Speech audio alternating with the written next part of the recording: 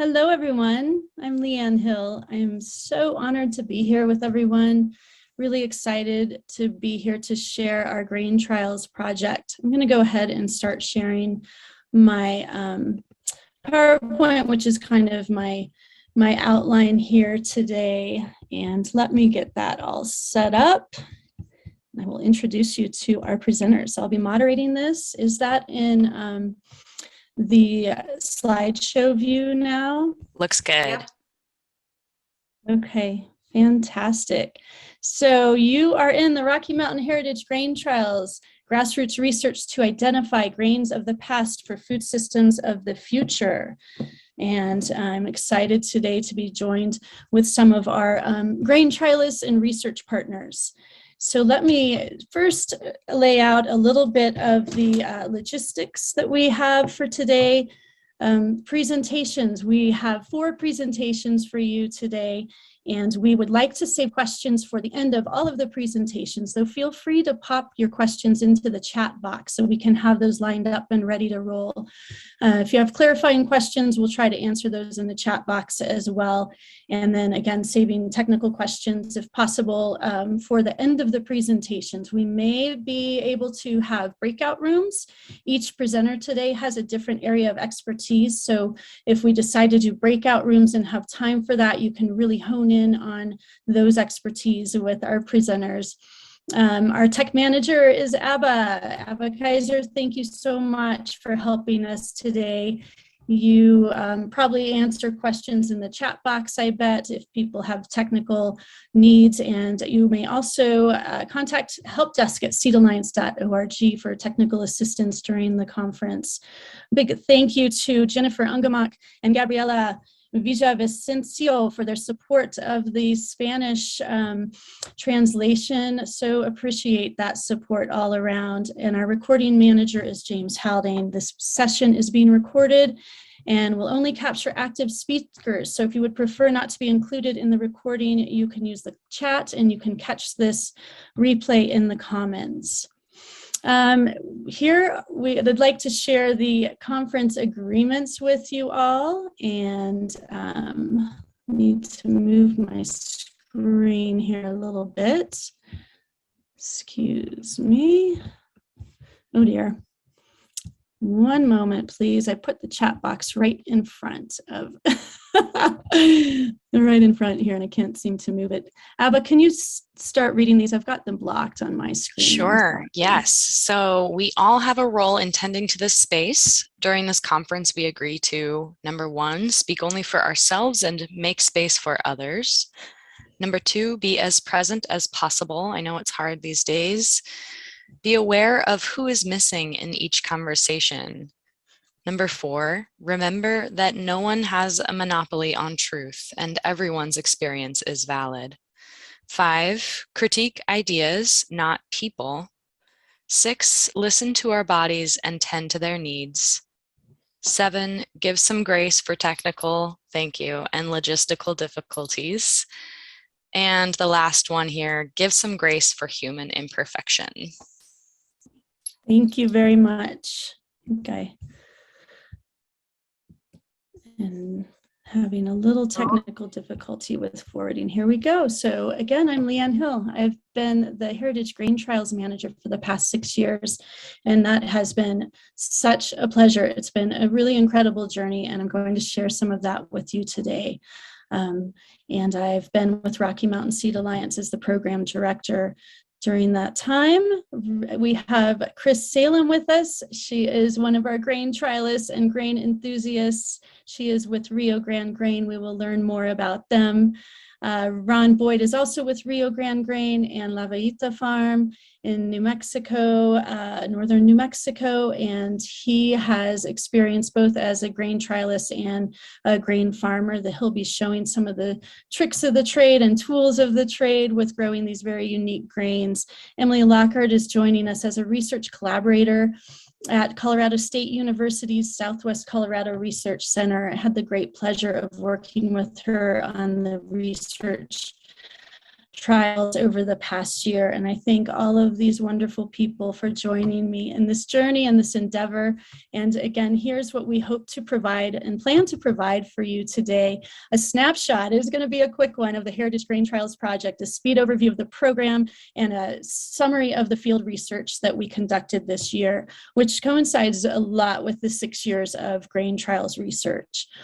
Direct experience, Ron and Chris will share their direct experience and the farmer's approach, as I mentioned, and Emily will share the research center trials and her experience there. And we hope to leave plenty of time for questions, for Q&A and discussion, for further inquiry into these grains and the experiences people have had. We really hope to inspire you and ignite you to join us in this wonderful grain movement if you aren't already part of it. I do see that we have some of our folks from the trials here. I'd love it if you would pop your name into the chat box if you are a grain trialist, if you've been joining us on this journey already. Thank you for being here today. And if everyone could, if we could do a little crowdsourcing here, if folks could pop in the chat box where you were coming in from, your watershed, a land acknowledgement if you'd like, watershed acknowledgement, what interests you about grains. Any and all of this is welcome.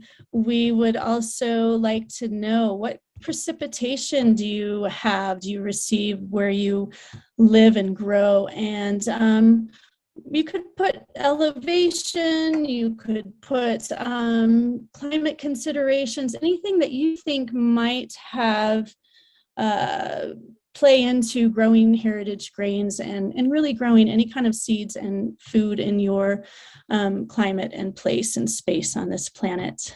All right. Well, I want to start with the journey, the beginning of the journey. This was the vision that we had.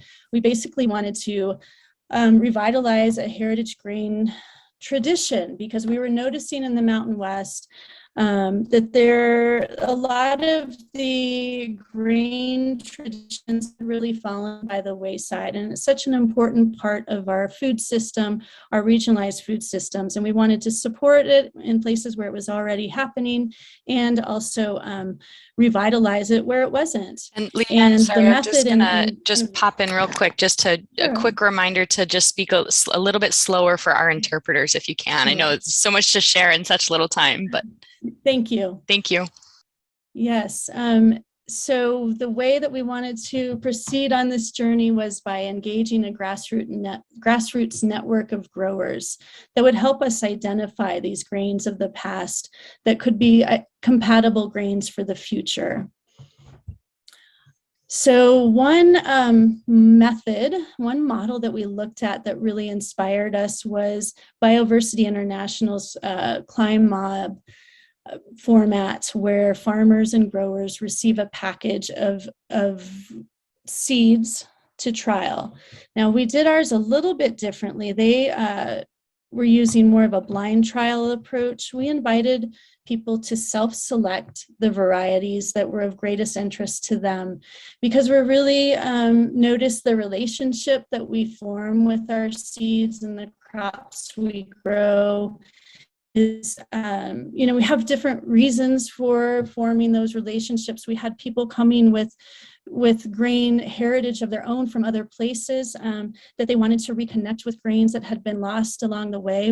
And we had people coming in who had no connection and wanted to start with some guidance. And that's where we did some of the climate matching and some of the seed matching that I'll talk about here in a moment. But these were the questions and actually the recommendations and requests that we had. We wanted to keep it really fun and really simple.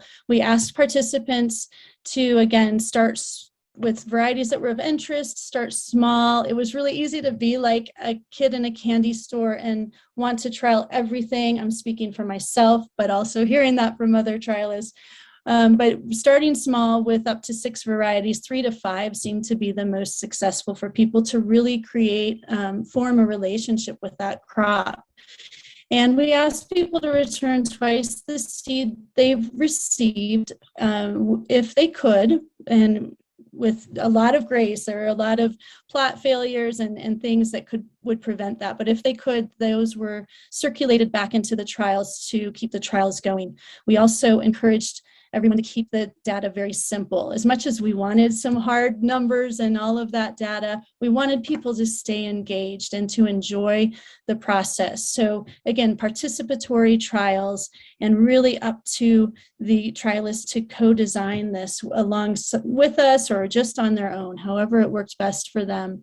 So here's some of the seed matchmaking that we did, and I sure had fun being a seed matchmaker. We would invite, this is the information that we would ask at the in application process. And at the beginning, we had such limited seeds, we were just sharing what we had from the different sources that I'll share with you. But as time went on, we were able to seed match based on some of this information. And this was, the crowdsourcing that we were doing. So finding grains was a really exciting part of the journey. We did start with historical documentation.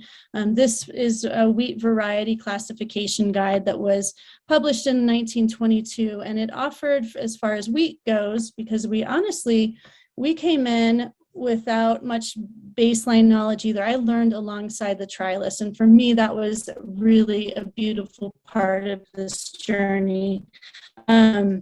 So I was learning the varieties that were around the Western United States. That's where we started our focus. It became actually more of a global program than we realized. We had some global participants, but we started with a focus on the Mountain West and the Western U.S. And so this publication was able to kind of bring some of the less known and more well-known varieties forward for us.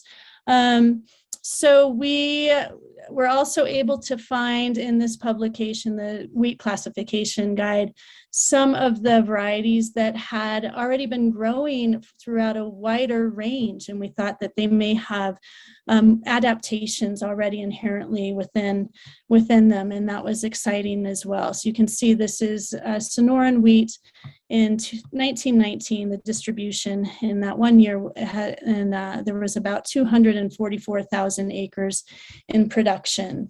So here are some of the sources that provided grain for us, and a lot of them had varieties that weren't coming up in the guidebooks necessarily or other places, but that they recommended from their own experiences. And we're really thankful to all of these sources and the information and the grains that were shared so generously. Our seed stewards were really the heart and soul of this program, and the grain trialists and seed stewards. These are all folks that shared seed with us so generously. We're so excited about the trials, hearing about this endeavor. And, I'm not going to have time to really do a shout out for everyone, but I'll just point out Amidio Bayon there in the lower left-hand corner from Bolivia, is now the agricultural director, has been for some time at Tesuque Pueblo, generously shared as Quinoa collections with us, a sample of that. We have Amaranth from Garden's Edge and Quechua Alum. They generously shared their amaranth with us. Evan Safro was a grower that really helped us scale up. And we have other folks there. Joseph Lofthouse brought forward the Lofthouse wheat that was actually in the classification guide that was part of his family history. So this was really an honor to carry forward these really special varieties. And here grain trialists are scaling up for us. And again, we're so appreciative of how all the seed came into the collection to be shared. And in 2016, we started with just 20 varieties you see there, and we ended with 102 varieties, which was really exciting in 1 year. And by the end of the program, we had 256 active varieties by the end of this past year. And active means that those were in circulation. We have more than what you're seeing there, but some we were holding back to do more grow outs on so that we had more to share. In some cases, we still had just 2 to 5 grams of some varieties. We began with 25 trialists, and mostly in the Mountain West and Colorado that first year, and we ended with 194 trialists globally, and that was really exciting. I think that this would have just really continued to grow, and there was so much excitement out there. We invited, this is a sampling of the crop traits that we invited folks to share on, and I have a few sheets to share, one by one of our trialists that is in the house. And I just really appreciate everything that people, again, we were participatory, share what you would like. This grower started with 300 seeds on this planting and shared with us all 5 pounds of the seed heads at the end, and really this became her crop for a couple of years. And that's how she wanted to approach it, something that we were interested in scaling up, and she really helped with that. And again, just this data was really informative for what became our next level of research. And so some folks offered really wonderful detailed data. Some folks just told me in passing what worked for them. The top traits observed, I have showing here: early flowering and early maturing, harvest dates, best yielding. Of course, people were interested in drought tolerance and pest tolerance. Lodging, when the plant falls over due to winds or other weather activities, that was of interest because of mechanical harvest and any kind of harvest that would really compromise the grain heads. And popularity, people really were choosing ones that they were hearing about, einkorn being one that you hear about in the market, and people were really excited to try that. Observations that were coming forward had to do with weed tolerance and pest tolerance. Planting and harvest times were really a big question, and also a data set that was coming forward along with flowering times. As we see changes in temperature and climate, we see more interest in the temperatures at flowering times and how that might be impacting the grains. Height and lodging, we talked a little bit about, and more, I think, research is needed on drought tolerance and water schedules, but we were starting to see patterns. The growers had challenges, as we do when we're growing about anything, I think, and we tried to address some of these challenges. Data keeping was, some folks really were feeling anxious about that. And so we kept, again, tried to keep the data keeping very simple and tried to keep this fun for people. Small scale equipment became a concern. The scale was always a question, plus the amount of seed that we had for farmers, we still needed to scale up. So we addressed these challenges as much as we could, offering different data entry systems, follow-up calls, field visits when possible, farmer compensation, things like that, talking about community harvesting and cleaning equipment. Ron will go into that a little bit. And educational opportunities. We love to offer education, get people together and educate one another. And we spent a lot of time offering grain schools and grain field days. And in conclusion to the grassroots trials, I'd say crowdsourcing is a very viable model for grain trials. Our formal research really does simulate a lot of the information that was being shared in the grassroots trials. So it's kind of fun to have those both side by side. We did find that casting a wide genetic net offered the best results. Things really differed throughout the region. And then there were a lot of grains that were really adaptable throughout the region. So it was really fun. That continues to be surprising and fun to watch how these grains perform, and to keep data requirements and collection simple. We also think that connecting everyone from beginning to end is really, really important. Now, I'm going to try to do this last bit in 5 minutes. This is the research that came from the top 20. I'll tell you a little bit about that. And then just please know that we have in the proceedings more information on this. And we also have a grain guidebook forthcoming probably to be published in the fall of 2022 that will offer more of this research and the whole story, the origin story of the grain trials and whatnot. But we were looking for patterns that were coming up from the grain trialists of ones that it seemed to be most adaptive. They were performing well. We weren't getting as much information back on the indigenous varieties and the what we call the alternative varieties. So we turned this research into, I guess it kind of became research on more on the cereal crops. And we recognize that these have varied histories, some coming from, coming to our own hands through colonization, through immigration, and so many different stories behind each of these grains. And those stories need to be told. They need to be researched and investigated at a deeper level. And I hope that they are. I would like myself to have more time to do that.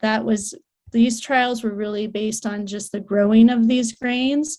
We scaled up to 20 pounds of each, thanks to the help of Evan Safro, who focused on these 20 grains in 2020 so that we would have them for our research partners in the fall of 2020 to plant, and then in the spring of 2021. And the research questions that they're varied. There were so many, and we tried to address as many as we could. Yields was how they were yielding was one of the big questions, and we've been through a lot of these through this presentation. But we also had bakers and brewers wanting to know about flavor, protein, gluten content, and so on. And we also wanted some more, hard data on protein and, again, gluten content. We were interested in seeding rates for best yields, things like that. So we embarked on research thanks to some wonderful partners. Really, Organic Farming Research Foundation started this off by supporting random replicated plot trials on organic farms. We had 2 organic farms identified, one in Idaho and one in Paonia, Colorado. King's Crown Farm participated with us, and Zephyros Farm. Big shout out to them and the effort that they put into this. I did also a replicated plot trial at Laughing Wolf Farm, my farm here in Southwest Colorado. And then Emily joined us with the Southwest Colorado Research Center, also doing replicated plot trials in Yellow Jacket, Colorado. And other researchers were interested in trialing some of the grains. So in New Mexico, we had some participants, and our grain trialists continued to work with us on all of the grains. And here's the field research. I will read these out to you just to ensure that the translators can also share this with you. The planting and harvest dates, yield, height, vigor, lodging. That's again when the plants can be blown over to more of a horizontal, they kind of fall over. Weed competition, pest pressures, disease, and winter survivability were the data points that we were looking at in the field. And this is just a snapshot. We'll have this available in more the whole analysis available in the grain guidebook, but a big shout out to Steve Alston for preparing this field data analysis for me for this presentation, just so you can see, again, this is not conclusive. This is 1 year of research at the 4 different sites, and so great to have that. Very much mimics what we're learning, but it's always changing. This was an interesting year for a couple of these varieties that had shifted from what we had seen before, and that would be the Tibetan purple barley. Did not perform well in the trials this year, but had been a front runner with grain trialists up to this year. So that's an interesting, it grew shorter, and I was getting that information from our grain trialists as well. So it's just an example of how different things can be and the surprises out there. But you can see from the yields here, Sangaste rye provided our greatest yield, and but we also had great success with the turkey red and the spelt. And then here you can see the yield of the spring grains versus the winter grain. And in general, we've had reports that winter grains do perform better. Our speculation on that is does have to do with weeds, actually, and that was something that we were able to really look at a little bit better through this research. The 5 on weed competition score is basically just a plot that was overrun with weeds and not yielding well, which you would expect, but to really see this in the data was interesting. And like Sangaste rye is one that did not have weed issues, but we haven't done any allopathic type of research on that, but was the highest, the tallest. You can see here on the height chart, it was our tallest variety and also had the less weeds and one of the greater yields. So let's see what else we have here. The winter grains appeared to have less lodging than spring grains. Again, we could speculate that the roots are more established and they're vigorous. The winter planted grains seem to be more vigorous overall. They have that head start in the spring. And so really more to come, but just this is, again, 1 year sampling, and we found it to very much match what we're hearing from our trialists over the years. And here are some of the outcomes to share that I've already spoken of. So I actually would like to now turn it over to Chris Salem, and she will share with us her experience as a grain trialist with Rio Grande Grain. And I will stop my screen share, but I look forward to more discussion on this. Thanks so much.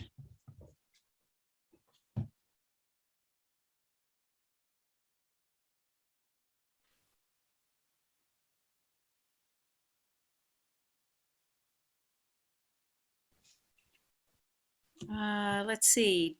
I think, do you need to stop sharing so I can share, Leanne? I did stop. Is it not? Am I still showing on the screen? No, you're not. I'm just trying to figure out how to. So I've clicked share screen. There we go. Okay.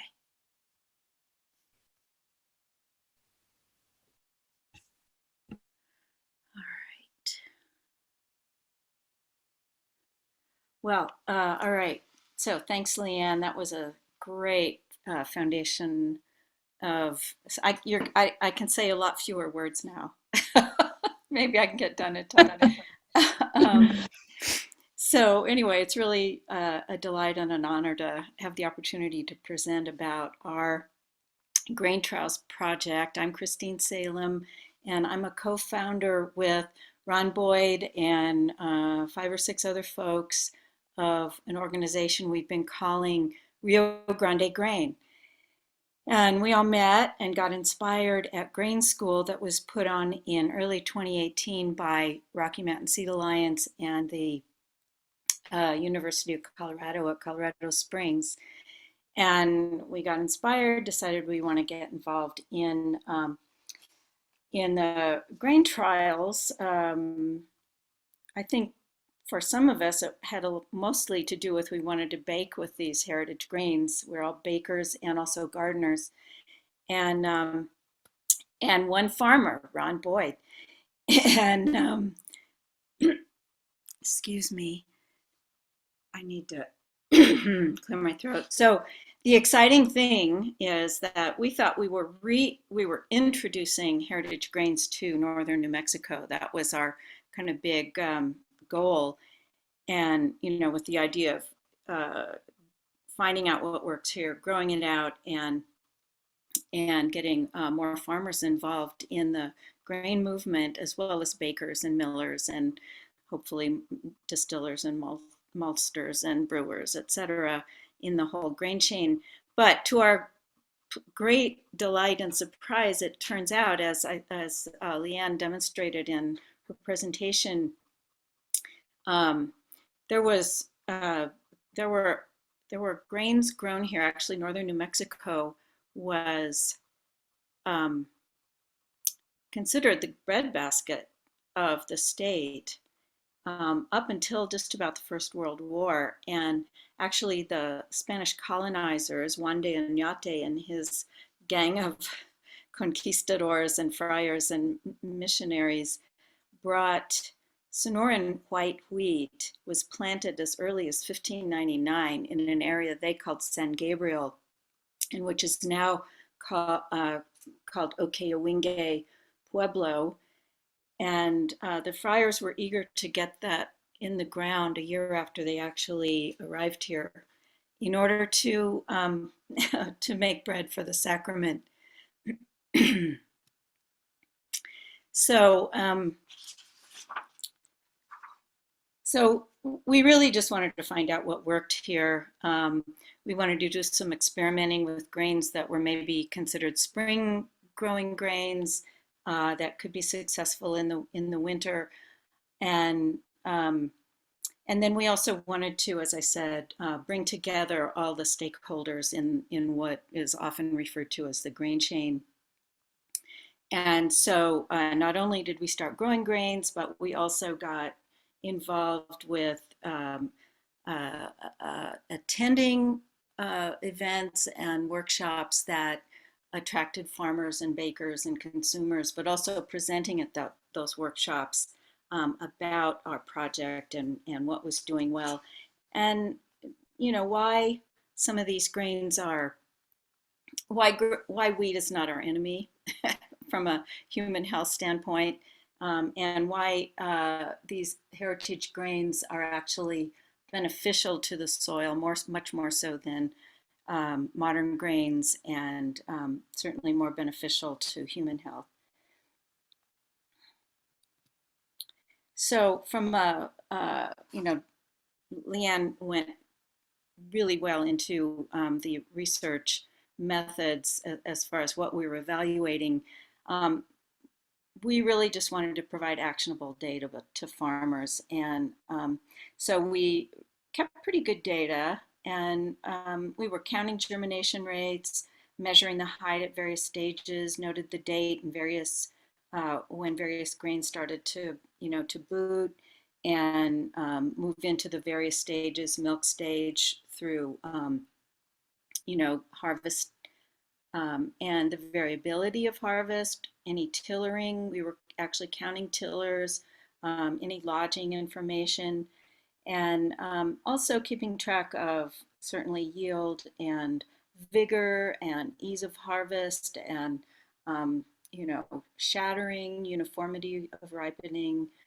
And at the same time, of course, we were putting all this information out there through presentations. And we also were baking with maybe not our grains because we didn't have the volume on our grains quite yet, but comparable grains. So we would purchase, say, Rouge de Bordeaux and grow and bake with that to see how it performed in sourdough breads and other kinds of baked goods. So I don't know if you can see this with all this stuff on the screen, but I put together a comparison from season to season of what we grew. We actually ended up trialing 56 different varieties, and the bolded ones are the ones that carried through season to season. Just as a, so you'll know, we were growing every season in a different type of soil. We were in different, you know, fields. So our comparisons needed to be contained to that, comparing within a growing season as opposed to across growing seasons. We started off with small trial, really gardener type plots of in the neighborhood of 400 square feet. And in our last, we increased up to a quarter acre on a couple of seasons. And then our fall of 2020, we were up to a full acre at Ron's farm. All of these plots were at locations that were low in precipitation, usually under 10 inches a year, but adequate irrigation because they are adjacent to the Rio Grande River and also to Asekia for flood irrigation. And Asekias are a southwestern phenomenon that it just means irrigation ditch, but it's a very historic and cultural type of irrigation technique. And again, Ron will be going into that more. We were growing at about 5,000 feet elevation. The zone was probably 6B or maybe 7. And so anyways, that had some effect on our data capture, but um, actually probably the biggest difference was in the fall of 2019, we grew on a quarter acre in some of the most beautiful, well amended, maybe over 10 years on Ron's property. And we had a fabulous outcome and yield and just beautiful, waving fields of grain that were really inspiring. And then we got pretty excited. And the following year, we planted about 20 different varieties in a completely different field. A full acre was planted. We decided to jump into a no-till method for the first time. And also the soil we were in was quite sandy and just had a different history in terms of what had been growing there and how much amendment had gone into that in terms of organic matter, and very different outcome in terms of the yield and the issues with weeds and etc. So anyway, I just put this little chart together. This is, I don't think Ron or Leanne have seen this before. But these on the left are the varieties that we really just grew season after season and kept coming up as the best performers from that season that we wanted to move forward to the next growing season. Einkorn, Iraq, Durham, Sonoran White, Tibetan Purple Barley, Emmer, Spelt, Turkey Red, Red Fife, Bart Early, which is a spring wheat, but we had luck with it in the fall too. Kamut, Marquis wheat. Actually, Kamut is also known as Khorasan. Kamut is the registered trademark on that. And then a rye blend, and we're calling it a rye blend because we kept not realizing how promiscuous rye is, and all of the the wheats are self-pollinating. Rye is wind-pollinated, and so we were growing 3 or 4 different varieties of rye each season until we realized that they were all crossed. And now it's the Villita rye blend, and then Poltavka. So what I did was, when I calculate these grain yields, these are all actually the multiple of how what we planted compared with what we harvested. So for example, einkorn in the spring of 2018 yielded a multiple of almost 18 times the amount that was planted. I averaged these yields across the bottom here, so you can see from a spring planting to a fall planting, quite a big jump in terms of average yield. Fall of 2019, another big jump. That was in the beautiful loamy field that we had access to, and some really huge multiples. So for example, our rye blend, we got 151 times what we had actually planted, and that seems to be pretty spectacular yield. Fall of 2020, the no-till field that was quite sandy, and because it's sandy, it doesn't maintain water. The water just drains, and I don't mean it just drains, but it just doesn't hold it as beautifully as a nice sponge that attracts nutrients. And also, this was kind of a surprise for a number of reasons that we're still sort of trying to scratch our heads and figure out. But you can see that the average yield was quite low. And a lot of that had to do with weed competition.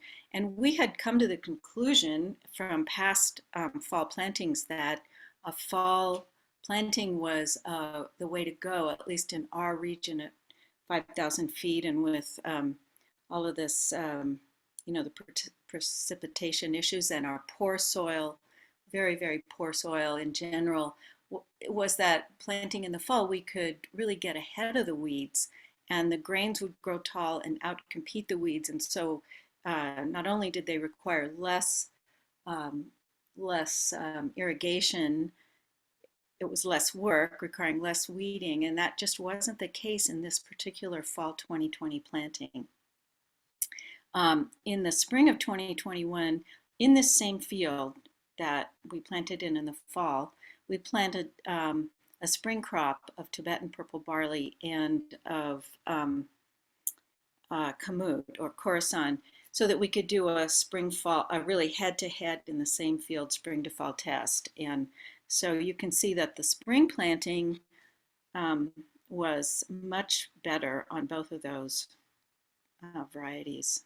And I have lots of data on and what these all are that I don't have time to go into what the best use is from a planting standpoint, or but we can go into that in the breakouts perhaps. So the big takeaway, and these are somewhat surprising, not the expected necessarily takeaways, but just the deep connection that I think we gained from this project to millennia of grain growers, grain stewards, and kind of recognizing that what we're holding in our hands, what we're planting and harvesting, has a very long human and environmental history. We also recognize that we have to learn from the seeds themselves and from the soil that is supporting them, rather than imposing our human will on them. We also were delighted at the kind of community support and interest that we got. The picture to the left here is a seed aspirator that was given to us by a makers group in southern New Mexico. And the real delight was that we were able finally to grow enough volume through our seed increase over five or six seasons to be able to actually give out grains to other farmers in the region for them to grow out, for them to benefit from, and with just the stipulation to share forward a portion of the yield to other farmers. And so this is just a list of about 9 or 10 farmers who are involved now in growing the grains that we have grown out from small trial quantities of starting with 100 seeds each. It's kind of exciting. Let's see, I'm going to skip this one. I already talked about fall planting benefits. And so what we just found that, at this point in our project, we're kind of rethinking where are we, what do we want to do next or continue with, and we really feel like we should let farmers be farmers, and the rest of our group really wants to focus on the outreach, the education, the connecting and networking with farmers and bakers and the rest of the folks, the other stakeholders in the grain chain. We want to encourage everyone to pay it forward. We do not feel we have the capability to operate a centralized grain distribution setup. We also are attending a lot of events and finding ways to learn from. There are so many organizations across the country that are engaged in really similar projects with similar objectives. And we just want to stay open and be flexible to new opportunities. Okay, here we go.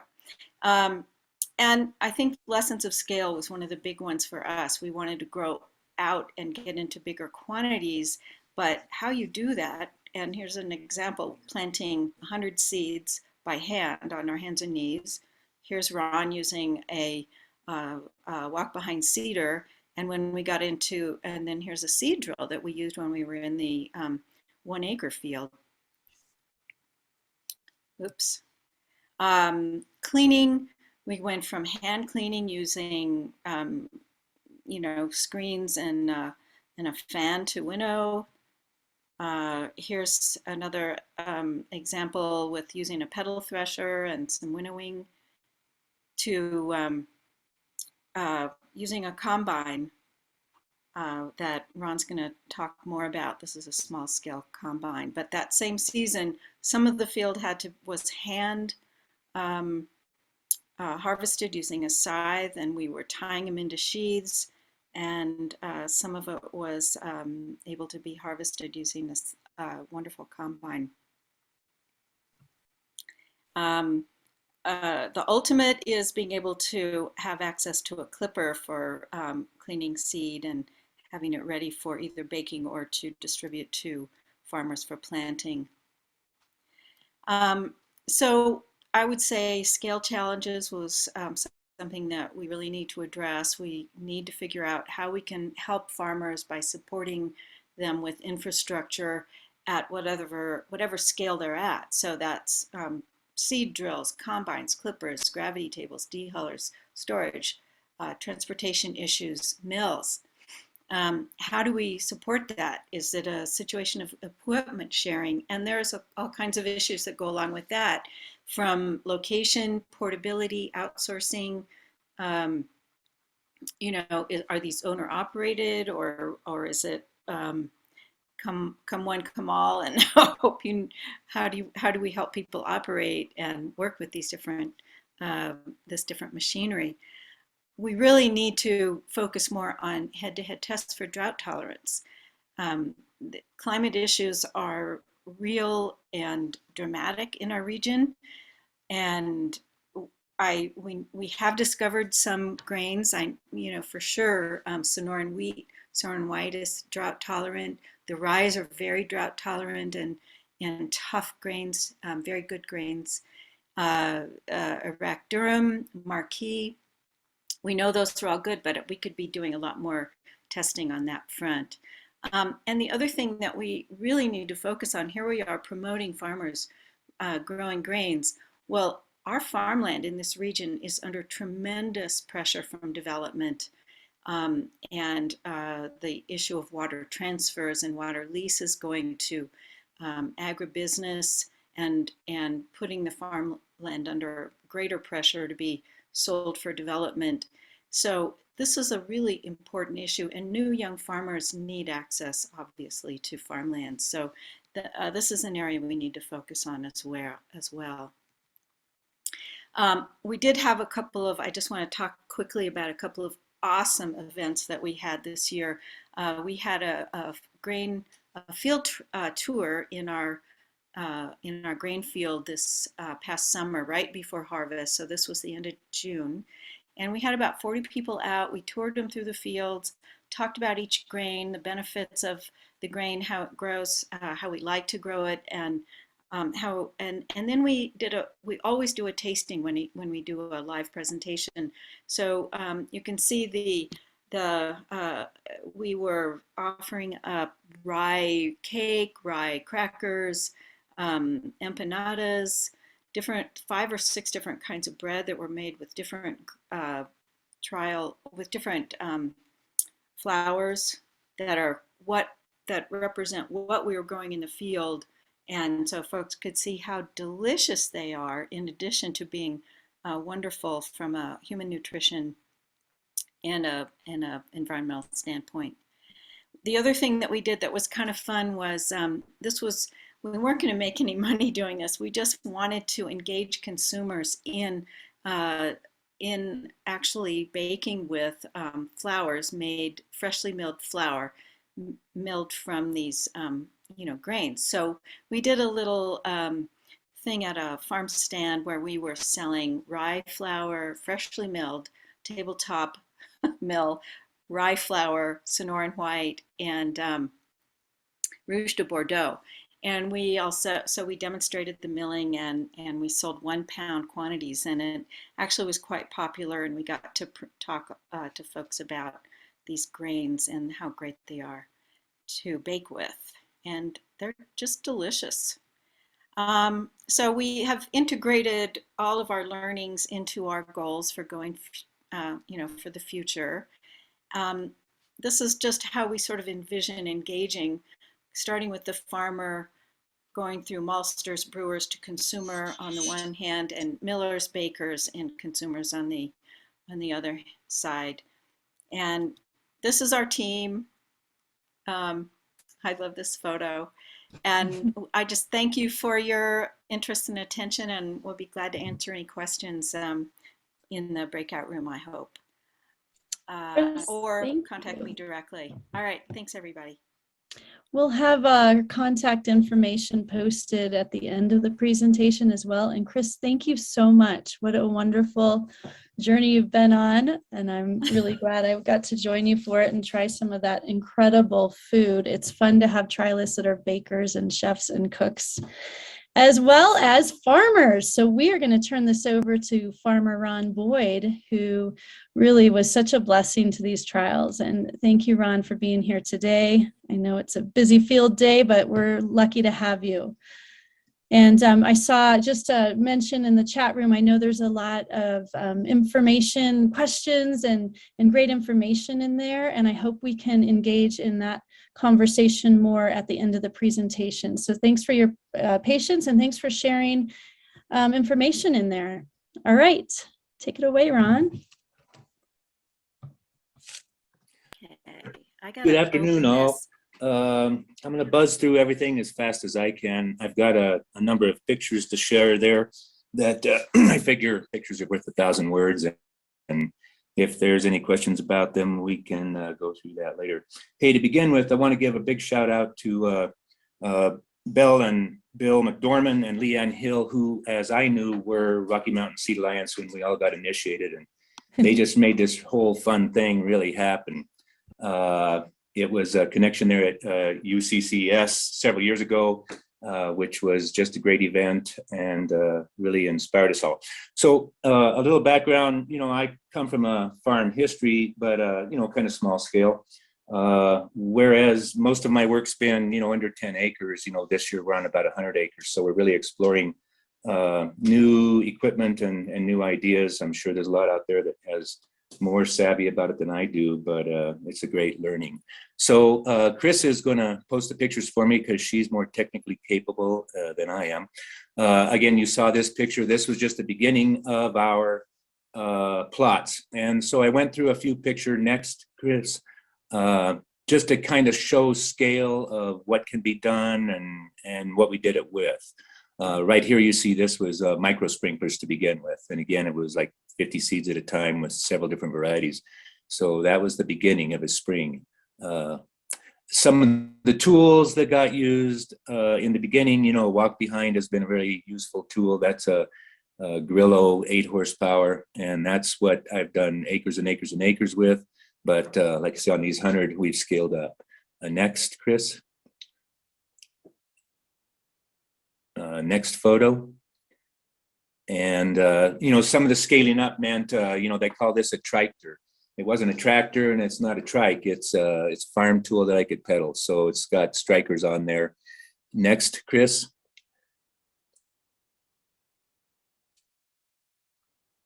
Are we a little delayed on our communications? In the beginning with these small trials that we worked through, we just did small plots. And this technique had a lot to do with, our years as market farmers where it was row crops. But there's the striker behind the tractor with 4 rows. And this is the way we began our small pieces. I think we go through next, Chris. The next few photos just kind of give same example of plot layouts and structure of the field. Next, Chris. Chris put all this together because my computer skills and technical skills are really limited. So there it is again, backwards.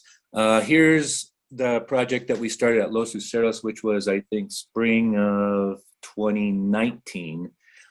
We had done one full spring and fall season, and then we were scaling up a little bit. So again, these little slats in there kind of represent, just small beds of the many different varieties. And we're using flood irrigation, and there's more pictures about that. Again, here in New Mexico, this farm, we are at 5,700 foot with 8 to 10 inches of moisture a year. And, we completely depend, well, we didn't try anything, in total dry land. But I think at best, most of our recent plantings got something like 3 irrigations in the season, and that did vary between spring and fall planting. Next, Chris. I think we're going to go through some pictures pretty fast because the clicking doesn't seem to work very fast. Well, that's just some of the then tools that we used. Of course, that's corn in the background, and this wasn't necessarily grain, but it's some of the ways that we did plant, and that's a Haas wheel hoe with a cedar on it. Next. We got a few things of different scale of tools as we began to progress through the growing. So I think we're going to see coming up still is well, there's the that's the 1949 McCormick Model N on the tractor behind, and driving there you'll see one of the farm school students that I love working with. There's a gang of them behind me too, and they were really involved in this year's growing and learning also. Next. So again, we're just going through some of the tools as we graduated through bigger scale of things that might represent the way it was done. There's that same McCormick 1949 N or M model. And you know, for all the other things we did, boy, I'm still a kind of a fan of old school equipment that lasts a long time and is pretty repairable. Next, that's a 10-row planter there, 7 foot wide and 10 rows. And then we went to the no-till, and that was our last experiment. This is no-till on top of what had been a cover crop of sorghum, Sudan, Austrian pea, and vetch. And I highlight that word vetch, more to learn about it. The no-till taught us a lot. I think I'll do it different next time. I think there's a lot of discussion about, you know, conditions of the field to begin with and what you're intending to do, and how no-till can or can't be a good way to do it. Next. That field right there, I was planting Triticale actually. Triticale is what I kind of started with because it was an inexpensive grain to make mistakes with. So Chris used the word Asekia. This is our Asekia, and that was initiated in 1698, part of the Spanish land grant procedure. So again, flood irrigation is the predominant way that we irrigate here, and the soil does run a gamut of soil types, primarily, you know, closer to sand than clay on our piece. Next, Chris.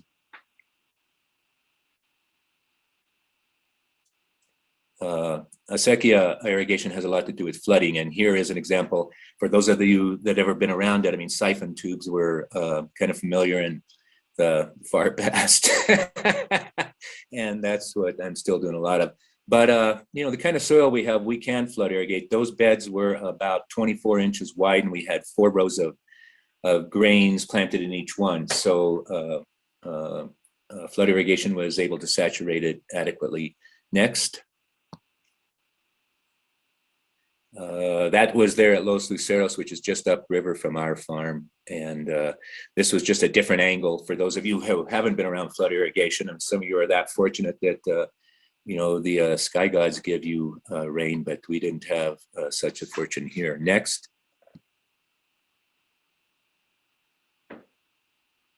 Here on the Asekia here, it's an old system that means we're really lucky. We take the water when we need it, and we set it up when we're done. There's just another sample of another of our grains. I mean, corn, which the team didn't do much with, but I've done quite a bit with over the years. But plant spacings and layout, there's gated pipe at the head of the field there. And that's just another little bit more modern from siphon tube way for flood irrigation. Next. That river bottom you see down there is the Rio Grande. And so this is bottomland. Thank you, Mother, Father.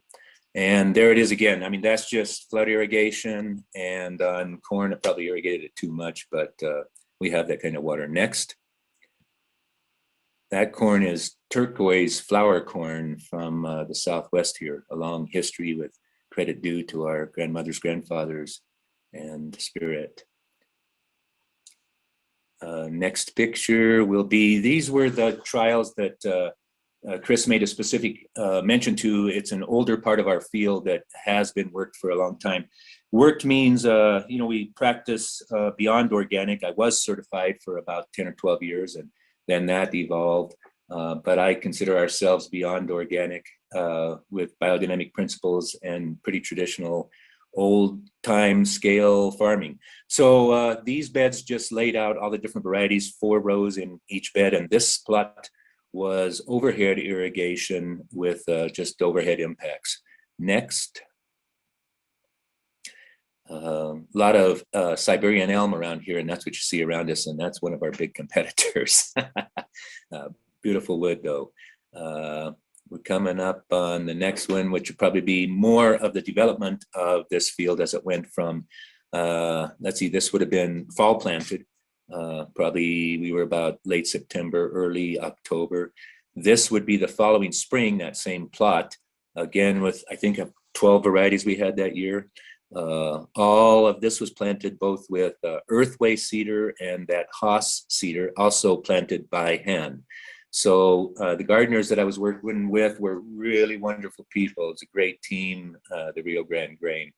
And we got to the point where I kind of used up their farm scale their garden scale, and we got closer to farm scale. So that was the springtime. Chris, the next one will be middle of June, which was getting kind of just about ready for harvest. And as Chris said, this was really a great year. Next, Chris. Tibetan barley, well, there it is. What you can see right in the front is that blue stem Utrecht, and that was a wonderful one. There's an overhead sprinkler on the side. You can see what that's about. And the next one will be just prior to harvest. Again, this was middle of July, and I think we harvested about the last week of July. Chris, that next one will show. And at this point, everything was still being pretty much hand cultivated.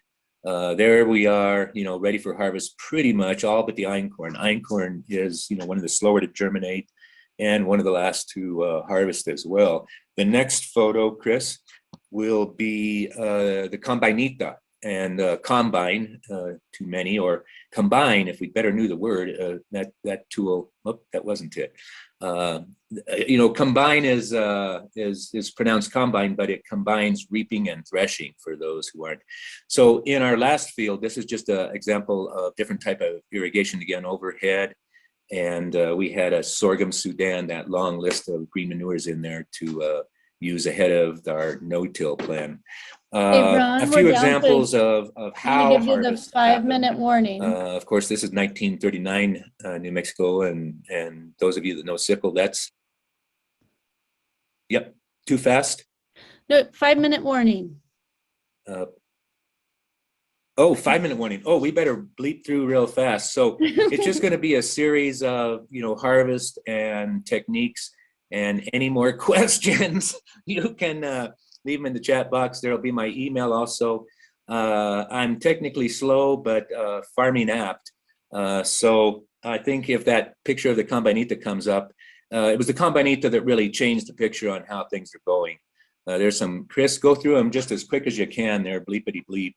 And whatever 1,000 words come out of these pictures, call that, we had a great time doing it. There's a field of rye, learning to use scythe and sickle, tie-in. That's Alice Chalmers all-cropper, and I think next is probably my case, Model A. Both of them in their old timers and a little bit big. That's the A, and too big for the fields that we were working in. Our fields are kind of small, like 5 acres in a patch, and about 70 of them. And there's the combinita in the Triticale fine tool. Talk to me about it. I kind of got it with the intention of getting to other people's spots also, which we did a little bit this year. That's Buck's Field of Sonoran. And it's Chinese tool, so it came from China. Yep, that just happened to be the last corn picker that I came up with, and more Chinese tools, as you might imagine. But small scale tools, this is a lot about what our farm is about. I do have some bigger, older timers. There's the video, I hope it'll play. And mostly I like small scale tools that a regular guy can function with, and we can probably bleep on through that. Chris, doesn't look like it's going to give much action to the photo. Yeah, and so of course the combine, after the combine, it has to go through the cleaning equipment, which I think we have a number of pictures showing up here. And cleaning equipment is just a big range of, like Chris said, a wind fan and a screen. We got acquainted with, I started with an old Clipper 2B, about 100 years old, does the job, work on it for 30 minutes, with it for 30 minutes, on it for 30 minutes, that drill. And then came the Clipper 324. That's a great one. That's the pedal thresher from Jim back to the land store. That was a really handy way through the growth of our system. We really went through small scale up to big scale fast. That's the farm school kids that come every week. They're a blast.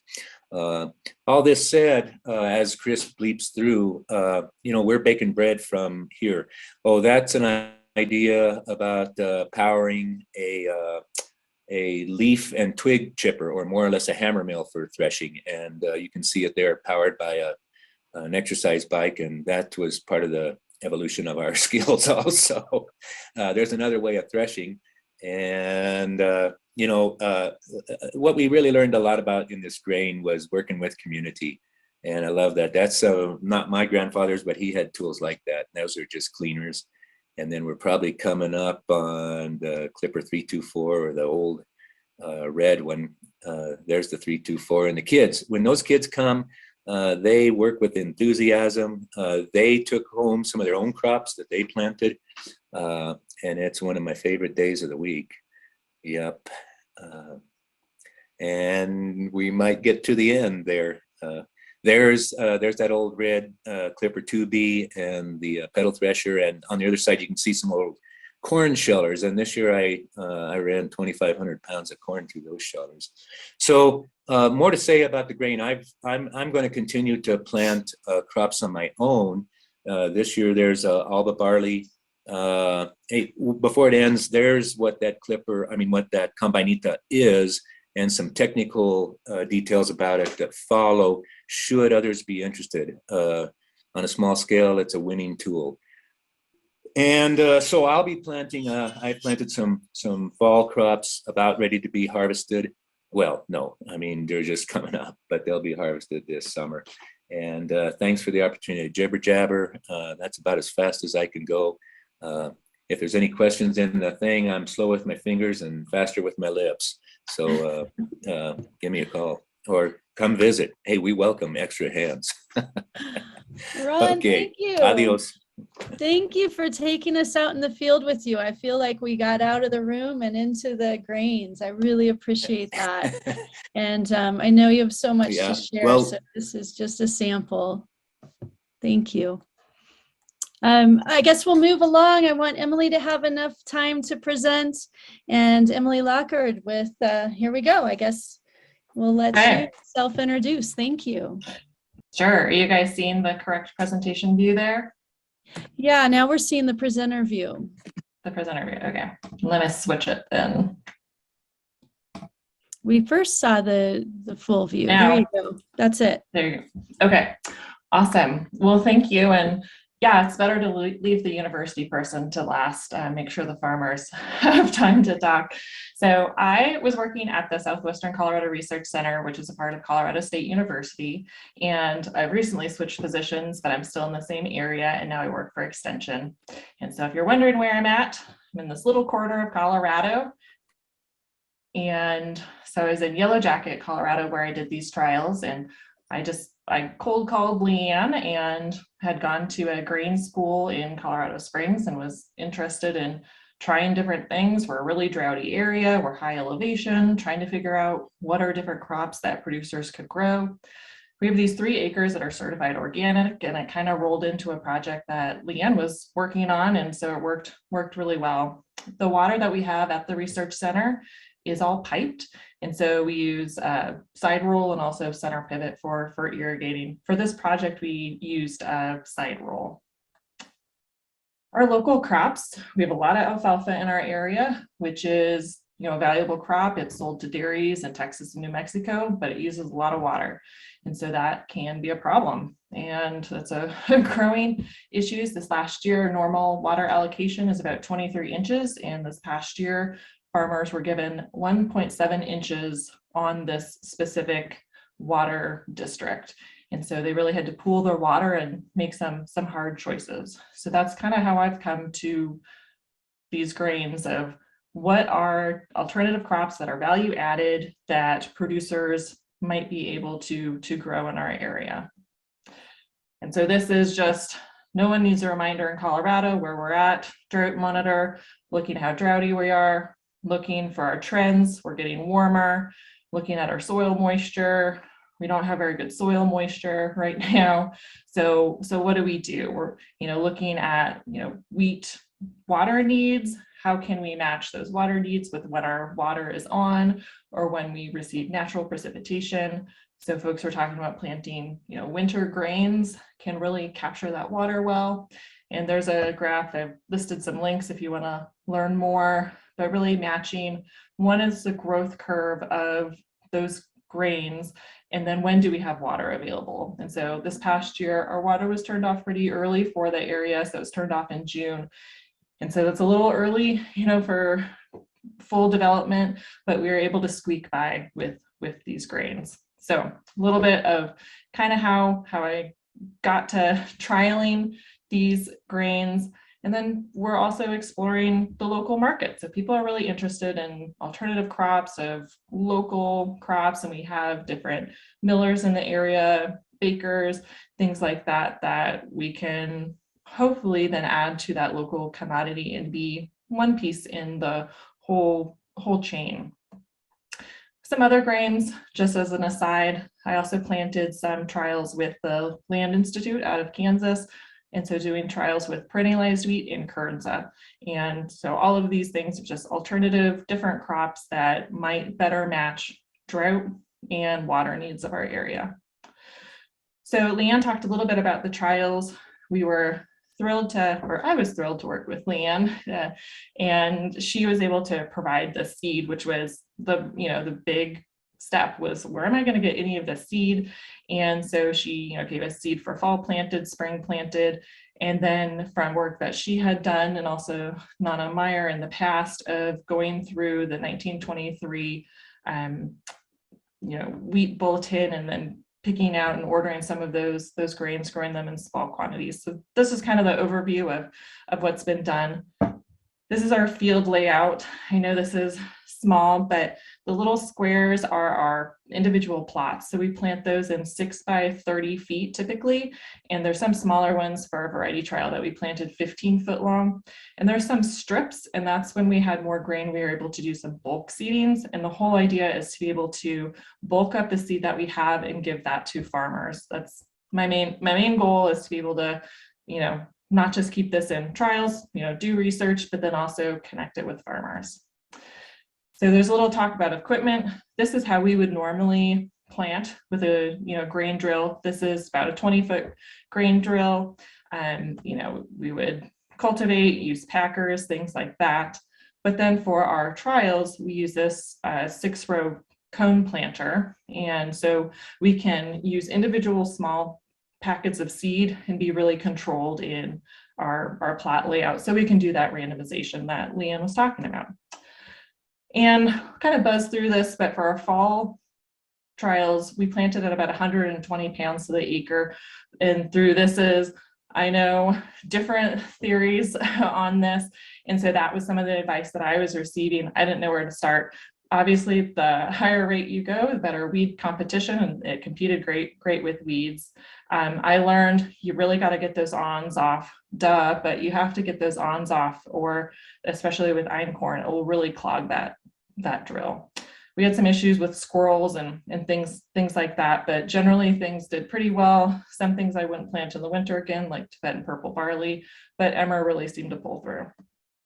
And this is just a look at, so this was fall planted, what it looks like in May, then in June, and again in June, and then in July. And it's actually, that field is in the far corner. So this is the spring planted trial we're kind of directly looking at.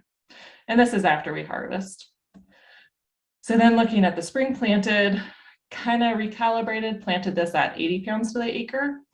And so we planted that at the end of April, harvested in August, except for einkorn, which takes a really long time, as has been mentioned. And so I would be concerned recommending that to a farmer with that consideration, because then, you know, trying to harvest before a monsoon would come is a consideration. And these are just the grains that Leanne has already mentioned. And then this is a seeding rate trial, and we planted that at the same time as our variety trial in April, and also harvested that in August. And both of these, or all of these, received about 6 inches of irrigation. That was then, the last one was about mid-June, and about 3 inches of rain. And so this is just very preliminary, and I apologize, don't have this data crunch, but just laying it out in a little graph for you guys. So D is for Durham, E, Emmer, M, Marquis, and S, Sonora wheat. And we planted at 10, 40, and 80 pounds to the acre, just looking at how do different plants, you know, different varieties, how are they tillering, and this would need to be continued, you know, spring and fall planted for many years under, you know, different types of irrigation and different treatments to really be able to have conclusive results. But we're starting from someplace here. So just looking at that planting, so that top picture is really that in May, and then in June here, and then looking again in July. And then one of the other things, we had just small amounts of these different grains from GRIN, and then also from Rocky Mountain Seed Alliance. And this is just observational trials of these more rare and hard to access grains. And so grew those out, took some measurements, and then a lovely technician of mine hand threshed them. And so then we could plant those in further years. And so that's all the millions of little flags is where those grew, and then in July, and then hand harvesting those.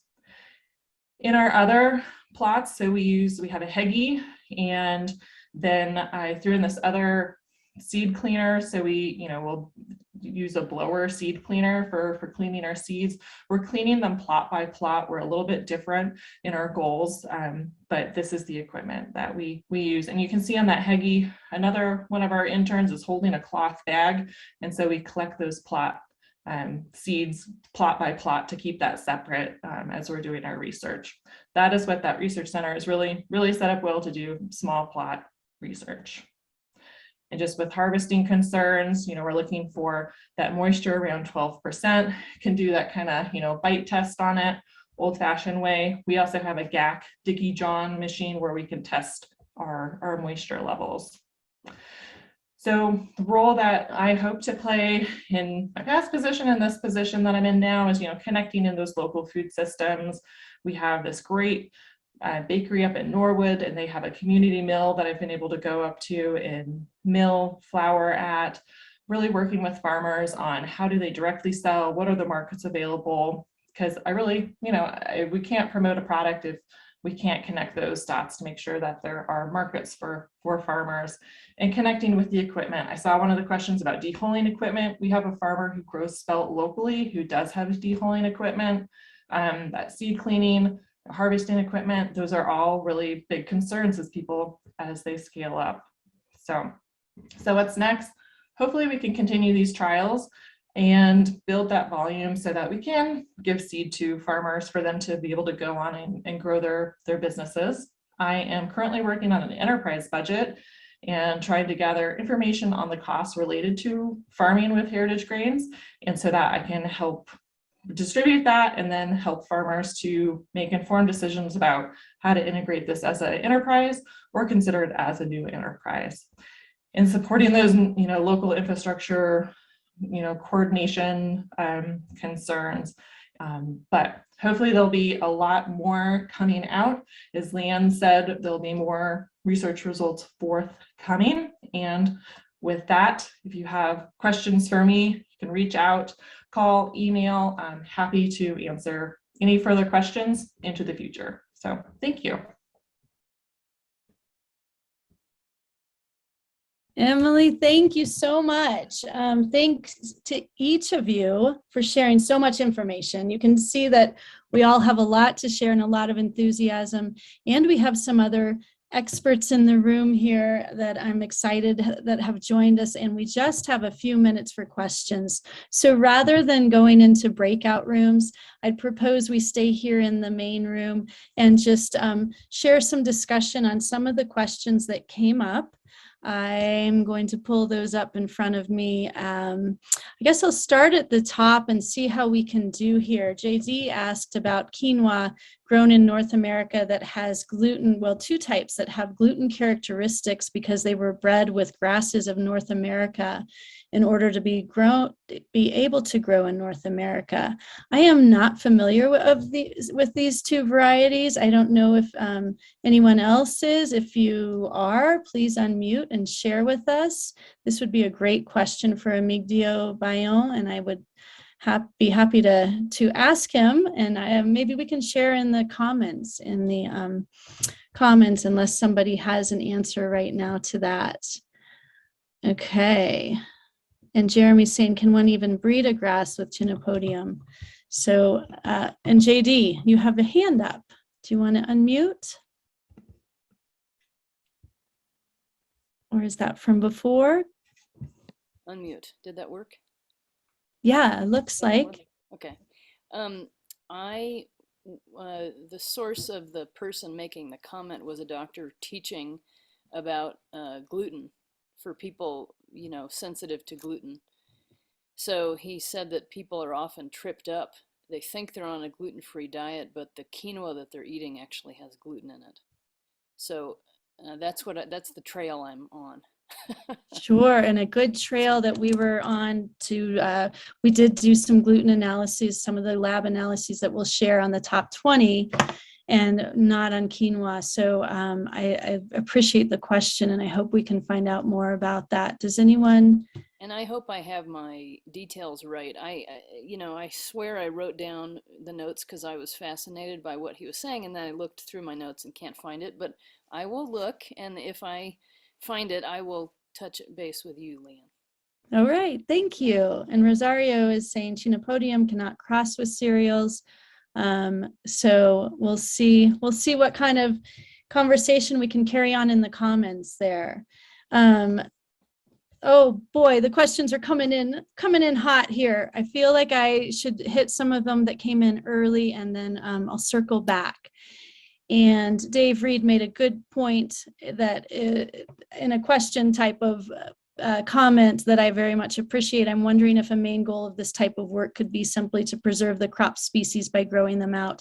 Absolutely. And that was one of the interests in this revival, was not just to bring them to the marketplace, but to preserve the species. And I think Ellie Ragosa has offered some good commentary in that in the chat room, and she has been a mentor of mine. This was a book that Restoring Heritage Grains, Ellie Ragosa, if you have not read this book, or even if you have, reread it. It's full of such valuable information. And Ellie, thank you for joining us today. I hope you can join us in the comments and continue to share. And I see some questions from you as well. Let's see. Oh boy. Leanne, it seemed yes. like there were a lot of questions pertaining to our evaluation process, because I think I in particular focus so much on yield, and it just was the most convenient and straightforward way to compare. But to be honest, we keep growing out things that the yield maybe isn't so great, but we want it to be because we love to bake with it. I think kamut is an example, and for example, Tibetan purple barley is very difficult to harvest, but we love it. It's so beautiful, and it makes a great addition to so many different baked goods. So I would have to say that yes, sometimes we do compare the size of the root system. And, for example, there was a question about the difference in the yield of rye between the 2019 to the 2020 field. And that was the ultimately beautiful field that Ron had augmented for maybe a decade, compared with a pretty newly set up field that was mostly sand. And that had a great deal to do with the difference in yield there. But also, we were really aware that the root system on that 2020 field in the sandy field was very diminished compared with the root systems on earlier, harvests of the same varieties. So, we're looking at other elements, and it just seemed easier for this presentation purposes to talk about yield.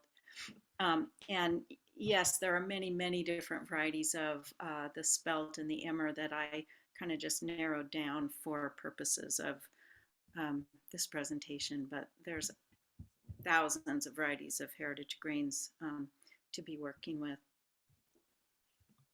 Yes, and the question came in, the more specifics on the varieties that we were trialing. And I have to say at the beginning, I was naive to that. We were given grains that would say, emmer, spelt, einkorn, and I would share them accordingly without that background knowledge. So that's something that I learned fairly quickly that I needed to get a little more precise on. So we've become more attuned to that through time, but some of those early varieties were pretty generic in their labeling. Okay, so we've got like just about a minute left.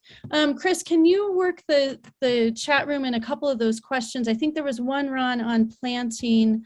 I want to pull up our resources and our emails so people can track that. But there was one question about spacing the seeds and how you did that in the field, Ron. Well, to begin with, tractor, struck rows at about 8 inches apart, and they were then hand seeded with either the earthway or the Haas or by hand. I think, as was questioned about our yields on the last crop, the no-till drill had a big effect on how our results came together. And I think that was a learning curve from us. But on the no-till drill, it was 7 inches. And I think on my McCormick, it's about 7 inches also. And let me just say that 7 inches, those are striking rows within beds that are 7 inches apart. But with the no-till, we didn't really have any control about the distance of the seeds apart. When we were hand planting, we usually planted 6 inches from seed to seed, and then the rows were 6 inches apart. But with the drill, they drop, and they actually dropped in a very inconsistent way for a variety of reasons. So that was interesting. And I did see, and I have read Ellie's book about, that they should be planted a foot apart. And I think we need to do our own trials to compare performance across many different criteria of a foot apart versus the 6 apart versus, I know, Leanne, sometimes I think you've recommended going as close as 2 to 4 inches apart. I think everybody's kind of has a different viewpoint depending on the region and how much water is available and stuff like that. And whether or not it's cultivated or no-till, Right. I think had a big bearing on it. What we didn't use and what we use next time is the wire tine weeder. And that's part of the future. But weed competition is a real factor there. No-till kind of really amped us up. Hey, Ron, what exactly is the name of that combine, that little combinita? It's a 4L.70. Tools that come from China don't really have a manufacturer's name. It seemed that the same tool was produced in several different factories. So as is on that last slide, it was the 4L.07, I think. I never paid attention to it. It's combinita. When you look on the Alibaba, there's not a million, but gosh, there's got to be 60 small scale combines. Walk behind, ride on, and even bigger. That one's the Boaz. Hey, I guess we're at the end of our Well, time Boaz together. Was that not Boaz? No, Boaz was a dealer out of Massachusetts years ago, and he renamed stuff. He was the only one to put Boaz on it. It ended up in the U.S. with Boaz, not from China. And Boaz isn't around anymore. That's Eddie. I forget his name. He's out. Okay, thank you for clarifying, because I put Boaz in the chat room, so folks disregard the Boaz part. And here, although we're not doing the breakout rooms, email addresses are here for everyone, and we can share things in the comments. I guess I need to know how much Sure. in there, but yeah, go ahead. Yeah, you can post anything you want. You can also look each other up in the members area. And all of the speakers are tagged in their talks, but the talks tend to disappear after the talks are done. So look for each other in the members area. I also want to note that there are 2 regional breakouts coming up, one for the Intermountain West and one for the Southwest. I think Intermountain West is on Tuesday, Southwest is on Wednesday. So look for those in the events list and see if you can meet up there as well. Also watch for evaluations. We're going to be sharing evaluations soon to be completed at the end of the conference, and you'll get a chance to highlight the talks you thought stuck with you the most, and I hope this will be one of them. Kara, there's a question. How do we get to the Commons?